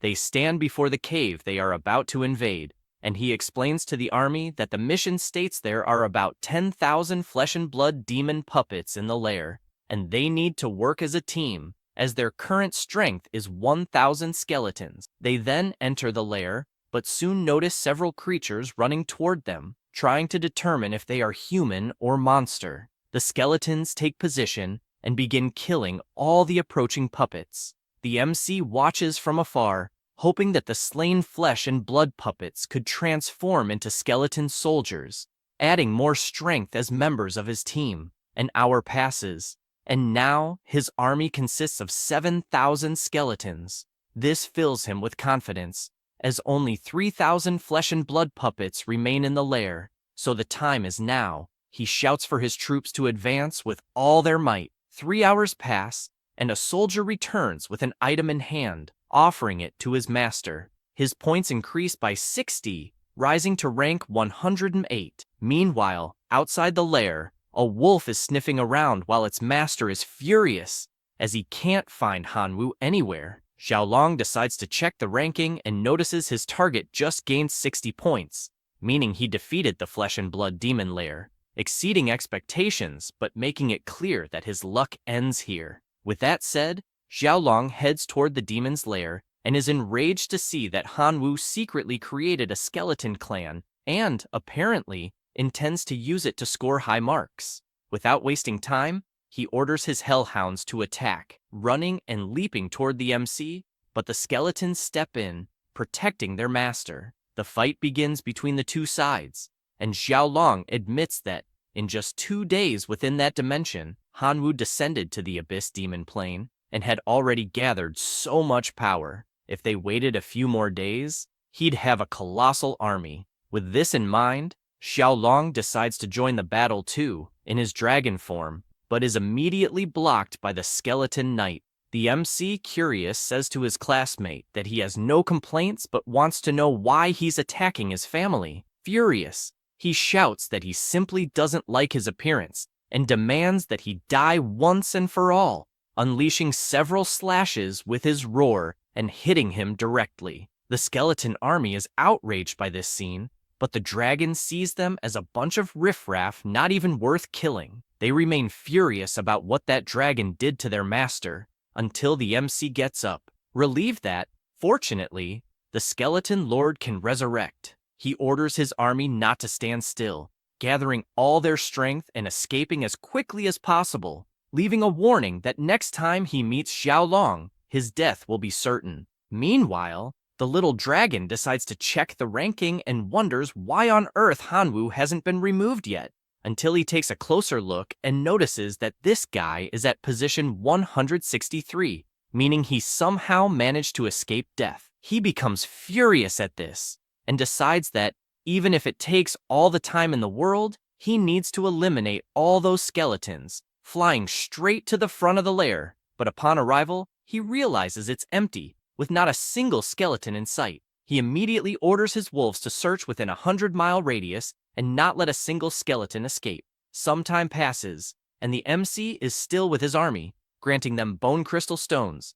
imagining that, due to his classmates' attack, only 5,000 skeleton soldiers remain, who still need to develop. This item makes them more powerful. He checks his system and realizes that their strength is still insufficient, especially since, to be more recognized by the Imperial Capital Academy, they need to conquer even more notable achievements. The mission is to wipe out the fallen demon's tribe. The reward will be 80 evaluation points, plus a level 2 skill crystal, chain fireball. He is aware that the fallen demon is a native creature of the Abyss Demon Plane, but quite weak in strength, yet it's offering 80 points in the evaluation, possibly even allowing him to eventually use the fallen demon to mass-produce soldiers. With that, he informs his army that they are heading to the fallen demon's tribe. 2 months later, in the teacher's meeting room, a teacher comments that his class's student, Huang Fei, currently has an army of over 100,000 demonized goblins, and his points have reached 3,200, securing first place.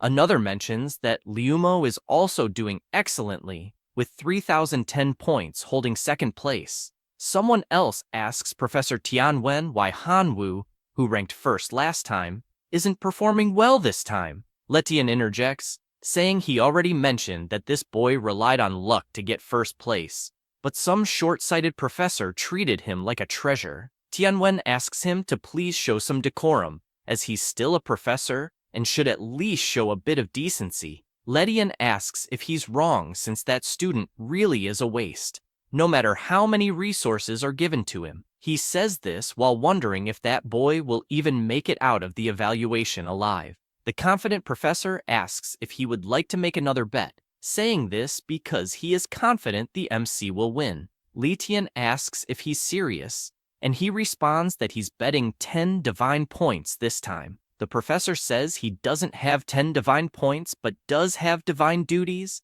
and wagers his level 3 divine healing. Tianwen accepts and informs them that Hanwoo has begun handling a task worth 80 evaluation points and is about to succeed. He imagines that a task worth 80 evaluation points is extremely difficult for a high school student, and once completed, it will undoubtedly draw the attention of universities. And even if the final score isn't excellent, just appearing in front of the universities will be worth it. Meanwhile, in the Abyssal Plane, this place originally had millions of desolate demons, but now fewer than 100,000 remain. The MC is on top of a mountain, content as his strategy has worked so far, having gathered 900,000 skeleton warriors and ordering them to advance, as it's time to collect the debt. The army begins attacking the monsters until they are cornered. 20 minutes later, he raises his victory flag. The skeleton mages use their resurrection spells, and the corpses on the ground come to life shortly after. This new monster is the Skeleton Reviver from the Skeleton Clan. It is a transcendent undead with talents of hard bones, as well as skeleton resurrection. Its belief is universal. This surprises him, as the skeleton revivers are even stronger than the skeleton knights. The new monster laughs while summoning more skeletons to the army, which form even stronger than usual. The MC asks him to store some things so that his army will not suffer any damage. Suddenly, a soldier approaches, presenting the loot to his master. He notices it is a sacred item, the fireball staff. After being charged in the divine realm's core, it can grant some central clan members the ability to cast level 1 fireballs. Additionally, it is immune to demonic energy erosion, increasing various negative resistances. He also notes that the source of desolation can trigger a life transition, deciding to test it later with his locusts. Now that his army has over 1 million soldiers, he feels more confident in facing Xiaolong's army. He checks the task in his system and, after earning 80 mission points, his rank rises to 401, receiving a level 2 skill crystal, Fireball Barrage. The next task is a native race with 70 evaluation points. Knowing his next mission, he orders his enormous army to march immediately. 3 days pass, and the professors are watching the Abyss live. The system reports that Han Wu has completed several consecutive tasks, rising to 4th place in the ranking. One of the professors comments to Tianwen that his student is truly incredible, having climbed from rock bottom to 4th place. Ledian says it doesn't matter if he's in 1st place, he's still not the first. Suddenly, Battle Fury Academy sends a message, wanting to interview the student Han Wu after the evaluation. At the same time, Hidden Dragon Academy does the same, wanting to schedule an interview with Han Wu. The same goes for Qingshan College, which sends a message saying that if Han Wu agrees, he can skip the college entrance exam and enroll directly. Letian becomes furious with Director Shu, asking why he's only showing university invitations for Han Wu and not mentioning the others. He replies that currently, there are no other invitations for the other students. The professor can't believe this, as the MC is only in 4th place at the moment, with 3 students ahead of him. The director explains that the prerequisite for university invitations is a total score of 3,000 and having completed at least one task worth 80 points or more. Currently, Han Wu is the only one who has met these requirements. Soon after, Qin Shuang also meets the 2 requirements and receives an invitation from Battle Fury Academy. The professor is no longer interested in university invitations, as there are fewer and fewer tasks left to complete, and Han Wu won't be able to take 1st place. With this in mind, he contacts Xiaolong and informs him that only 3 tasks remain, and the evaluation is almost over, urging him to work hard to finish before Han Wu takes the lead. Xiaolong replies that he understands and will complete a 90-point task before his classmate arrives. The MC decides to check the tasks still available. One gives 100 points and requires exterminating the Black Frog demigod people. Another gives 90 points and requires annihilating the Minotaur tribe. Lastly, there's also a task worth 90 points that requires eradicating the Treant's evil forest. He knows that he currently has 3,480 points, exactly 130 points behind the 1st place, and is currently in 3rd, meaning he needs to complete at least 2 tasks, but all of them are extremely difficult, considering that he currently has 20 million skeleton warriors, along with 2 heroic life forms and 190 transcendent life forms. He decides to start by exterminating the Minotaur tribe. Meanwhile, within the Minotaur tribe, several explosions are happening. Xiaolong is battling them, but he is frustrated because it is too difficult. Suddenly, a giant Minotaur appears, roaring and smashing everyone. Xiaolong orders a retreat, saying that as things stand, they'll only deplete their resources. The other student agrees, as even if they combine forces, they won't get past this evaluation level. However, he's shocked as he looks ahead and sees a colossal skeleton army, wondering what the hell this is. They assume they're unlucky to have encountered so many undead until they observe these skeletons fighting against the Minotaurs. The 2 notice that although they are numerous, their combat power is weak, and they could break through easily. The MC realizes that they want to flee, but warns them it won't be so easy, summoning his bone controllers. The powerful skeletons emerge and charge into the attack. The skeleton mage uses his magic and constantly summons the dead into battle. The two become desperate as they witness the dead lizard men turning into soldiers for the skeleton army, having no idea how they'll fight against this. Xiaolong decides to prioritize eliminating them, but a giant skeleton orders that neither of them move, leaving both paralyzed. The MC appears on top of the giant skeleton and greets both Xiaolong and Su Sun. Xiaolong can't believe it's Hanwu and asks if the main clan isn't supposed to be the Locusts. Since he didn't get a greeting in return, the MC simply says goodbye, as courtesy is essential. He says this as the giant lifts its foot, and Xiaolong begins shouting no until he is completely crushed with a single stomp. Susun says there is no conflict between them, apologizes if there was any misunderstanding, and argues that killing him won't bring any benefit. The MC responds that letting him live won't bring any benefit either. The lion begs, saying he can share all the treasure he took from the abyss, pleading to be spared. The MC agrees to the deal and tells him he can leave, and Shusun runs off immediately, fearing for his life. 5 hours pass, and the Minotaurs are completely defeated. Those who survive surrender, promising to submit to their new master. With that, the mission is successfully completed, increasing his points by 90. Now, his total is 3,570, 40 points behind first place, with 2 missions left. Suddenly, there's only 1 mission remaining, meaning someone else completed one. He panics, trying to figure out who succeeded, and sees that Qin Shuang has moved up to 3,580 points, reaching second place. He's happy for her, and not surprised, as she's a powerful person. Now, he only has the task of exterminating the semi-divine black frog people,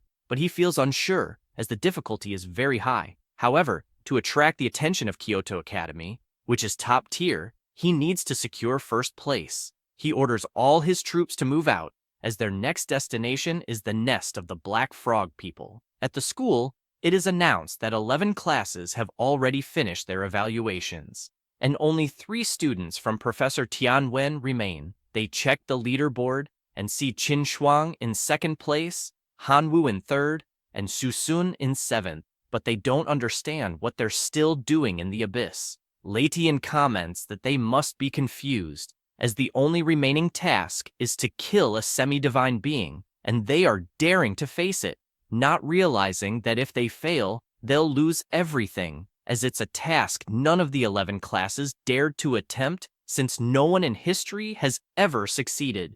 Tianwen agrees and says that's exactly what the two are going to try, as they are challenging the semi-divine frogman, having full confidence in their students. She starts her attacks with her birds, and several electric blasts strike down on the enormous frog, electrocuting everything around it. The powerful monster calls them reckless and activates his protective shield, shouting that they've just invaded the tribe and killed his people, so he will curse them all. She worries because this is not good, and a massive power rises toward her in the form of a bird, causing her to slowly fall as she's injured. She is forced to use her divine purification and recovers, regaining her confidence and launching more lightning at the chief's shield, which starts getting hit from all sides. Her army of sparrows also helps, using their electric attacks in unison, causing more and more damage to the shield until it completely shatters.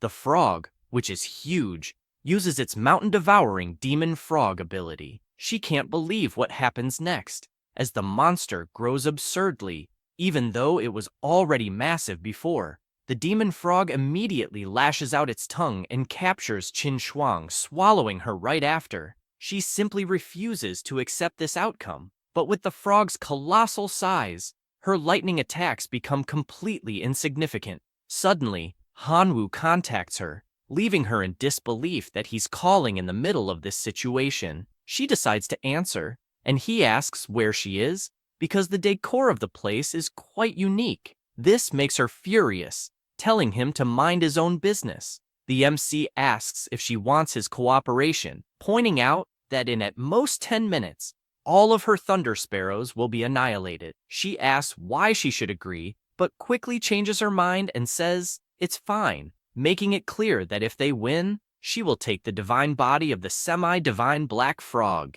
and he can have everything else. The MC says that's fine, and just asks her to issue a quick divine command, making the Thunder Sparrows pick up his elite troops, and he sends his location.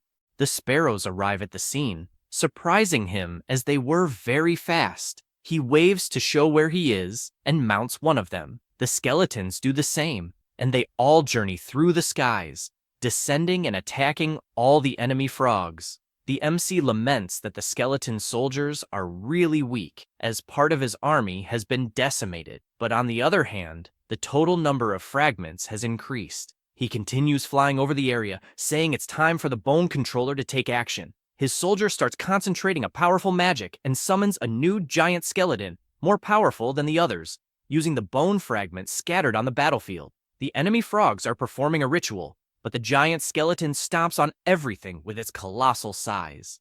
The MC orders the Bone Restorer and his demon shaman bull to attack with full force. They waste no time and charge at the enemies, attacking every frog they come across. The Bone Restorer uses his power, summoning several skeletons from the dead bodies of the frogs. The monsters are confused by what they've just witnessed, but due to this distraction, they suffer several electric attacks from the sparrows flying overhead. The chief admits he underestimated his opponent and, for that reason, decides to fight seriously, using his dark magic dusk.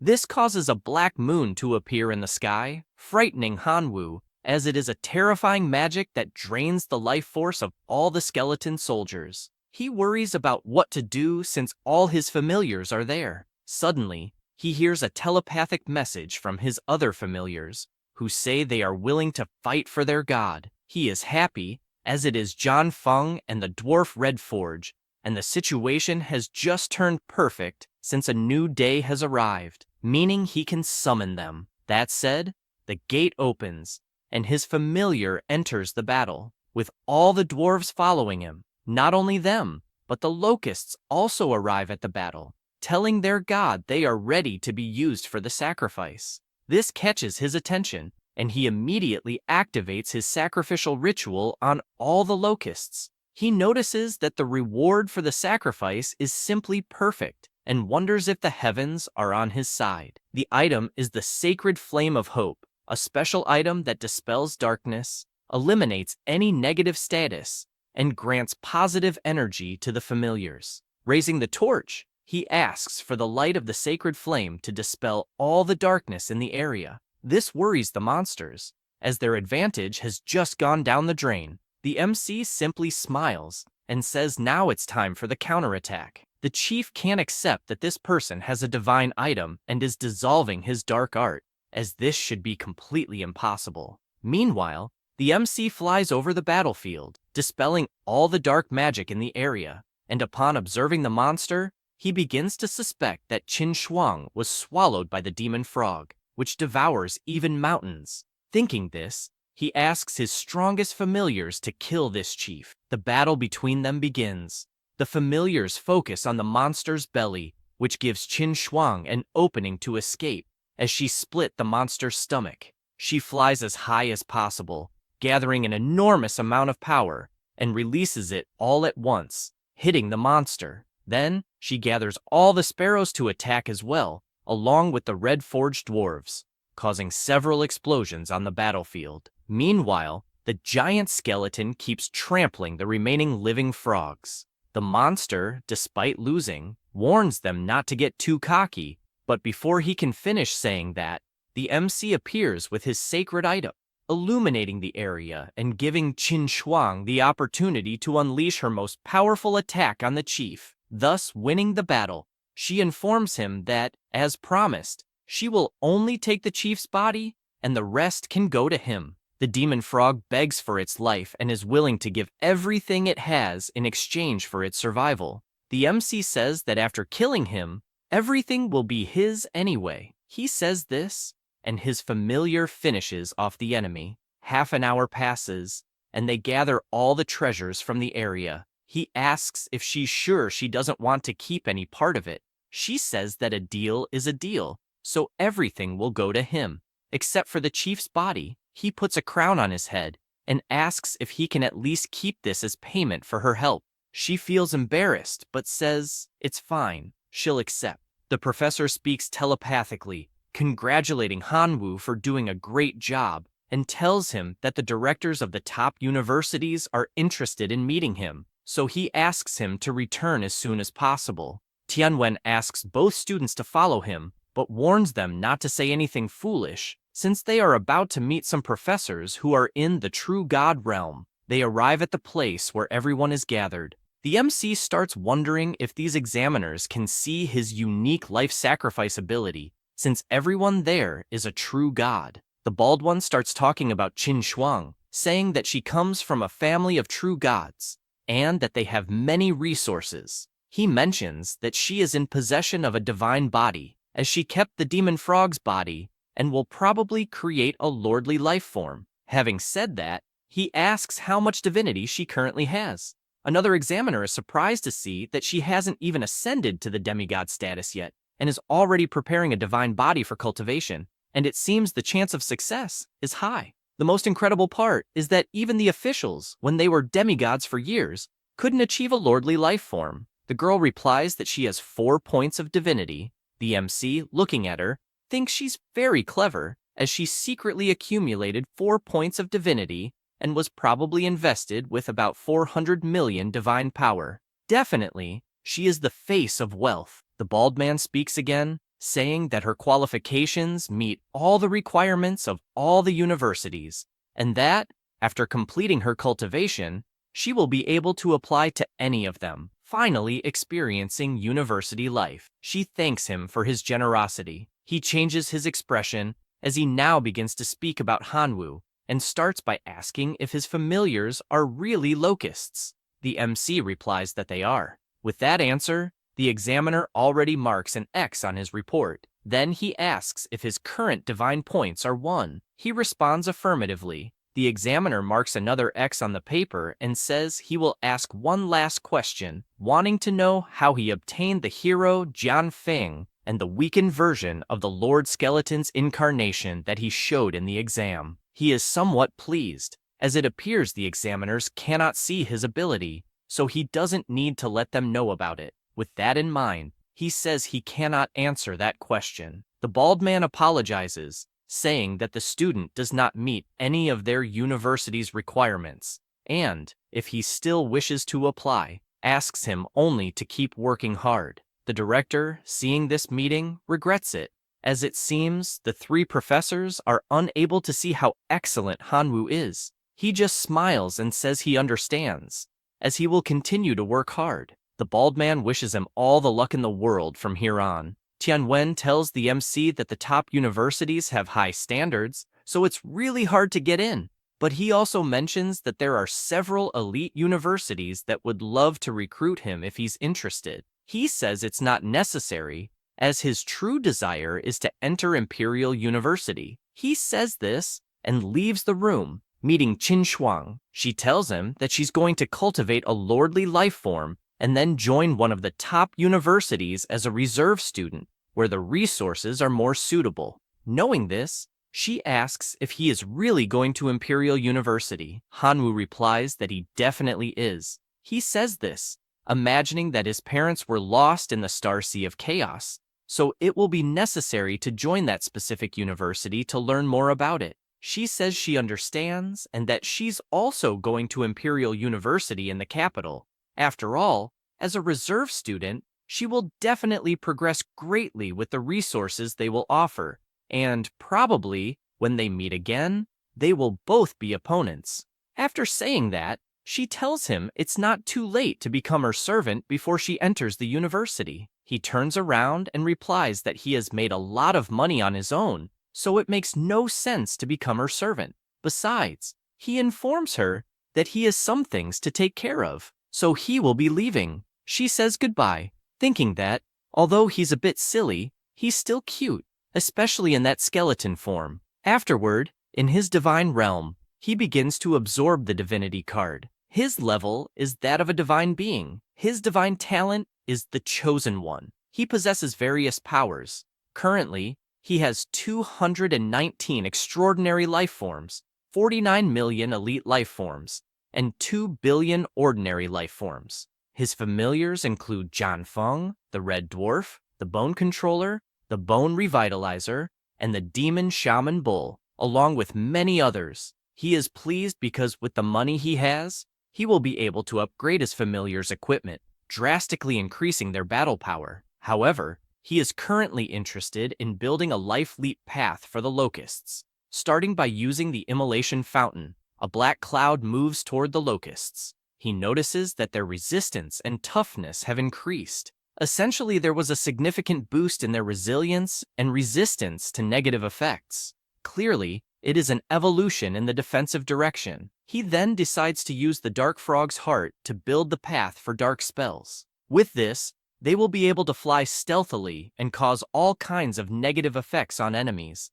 Now they are on the path of assassination and should be called Dark Spell Insects. Suddenly, one of his familiars contacts him telepathically, apologizing for the stupidity of their people and explaining that during the decomposition process, they accidentally dropped the sacred staff into the decomposition machine. Apologizing once again, he flies off at full speed since this will be a huge waste, and he needs to check it out personally. When he arrives, he finds the younger brother of the Hammer of Gods begging for forgiveness, having dropped the sacred staff into the decomposition machine. He tells him to calm down and simply remember this mistake so that something like this doesn't happen in the future. After saying this, he looks at the machine processing the staff. In exchange for using such a great item in the machine, the system provides 3 different items: 2 fire crystals, a golden crystal, and a source of sacred artifacts that can be used to improve and repair sacred items. He is surprised,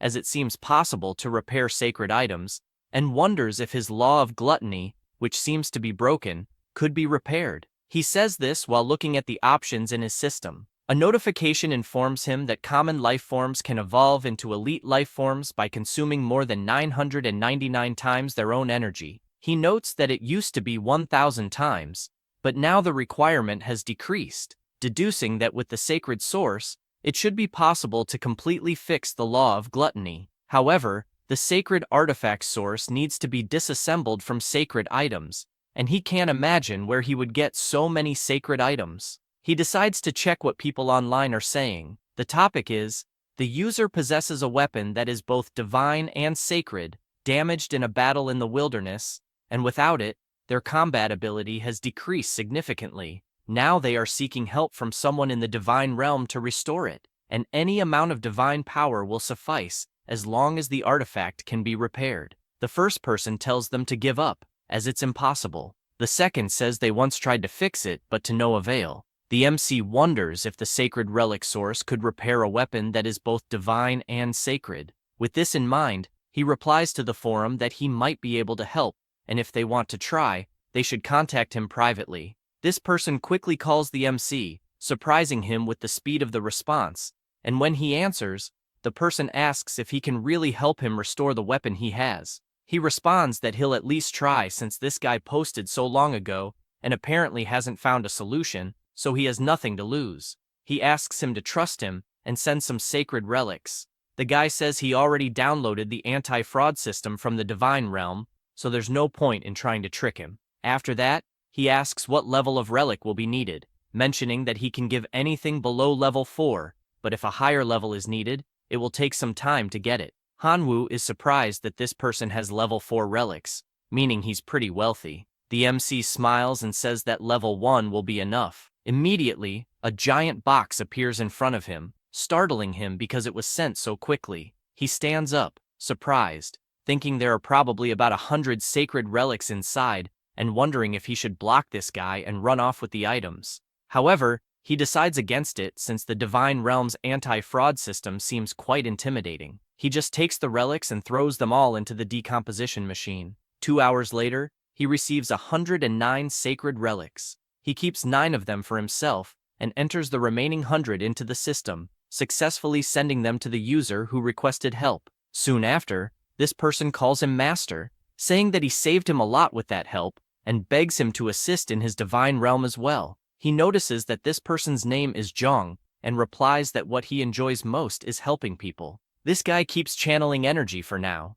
At another time, at school, Tianwen is happy because he obtained the level 3 divine item from Letian. Back to the present, the MC calls the professor, who answers by asking what the problem is. Hanwoo says there isn't any major problem, and that he just wanted to ask a few questions, like how he could obtain resources to upgrade the core level of the divine realm, as he searched online and found nothing. The professor explains that resources like divine pulpits, divinities, battle fragments, and others are very rare to be available online, because whenever they are listed, someone buys them immediately. He makes an offer. If his student helps defeat Lydian, he will give his collection as a reward. The MC thanks him. The professor continues explaining, saying that actually, there is another way to obtain resources, and in fact, he himself had a similar problem with not being able to carry good relics due to a low-level core. In that situation, he sought help from a senior who took him to the Blood Arena, where the winner of each competition receives a divine realm core fragment. With this explanation, he asks Hanwoo what he thinks, reminding him that losing will result in a significant loss of his army. However, if he wins, he can get core fragments.